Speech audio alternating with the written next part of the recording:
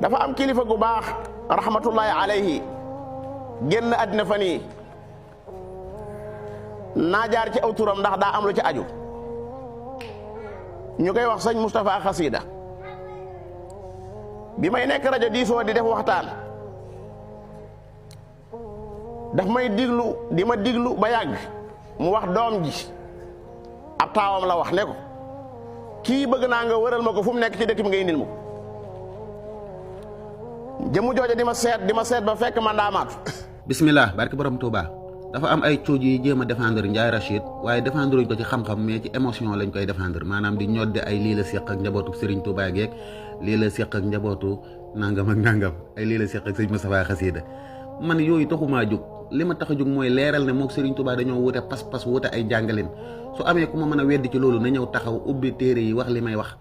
bu dee ay affaire lii la bokk ak Serigne beeg lii la bokk ak njabootu Serigne bi li Abu Lahab bokk ak yonent bi gën a foor fop Abu Lahab ak bàyyi yonent bi ñoo bokk benn bàyyi te chaque jour ngeen naan tabbat yadaa abi lahabin bi yonent bi gënee àdduna dafa kontaan ba goreel ci ab jaam te teewu koo dem safara bu la ñu fontoo man li may wax mooy Serigne Touba pas-pasam mooy yàlla nekkut ci bërëb laaj leen Xaadim Njaay fu yàlla ne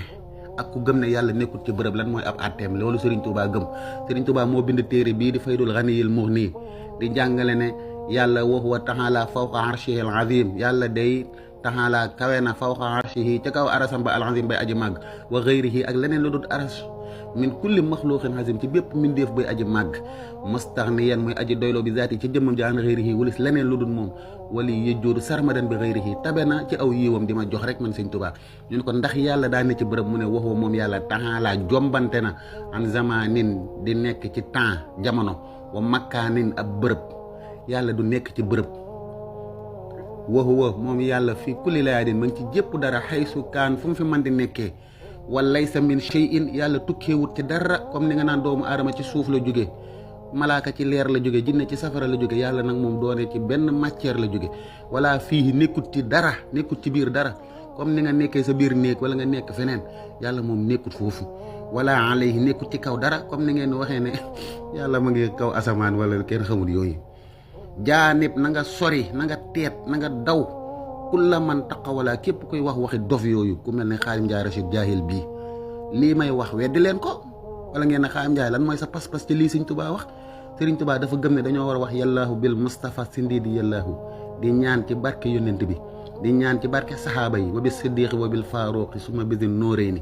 di ñaan ci barke taabiini bil xasanil basri habliyal warax wal insilaax min hawaaya wal bidax di ñaan ci barke soxna yonent bi bi ummina xadijatin hablil amal laaj leen Xaadim Njaay ndax loolu dagan na wala daganut man li may wax dafa leer daa am ay pas-pas yu ñu wuute bu ngeen ma mënee leeralal ne ñoo bokk pas-pas fa lillahi alhamdu bu dee bokkuñ nag ngeen tànn ban pas-pas ngeen di topp te Sëñ Tuubaa lii mu jàngale moo dëppoog li yonent bi jàngale bu dee seen affaire yi ñàkk fayda yi naan ay moog diw ñoo bokk lii ak daa jëloon ay sëñ Moustapha Xasaay daa jëloon ak njabootam jox ko seen yooyu noonu man nekkuma ci bu dee ay relation rek yonent bi sallallahu alayhi wa sallam baayam bii di Abu Lahab moo gën a jege yonent bi ni Xaadim Njaay gën a jege Sëñ Tuubaa fopp te jëriñu ko dara ay jege amul njariñ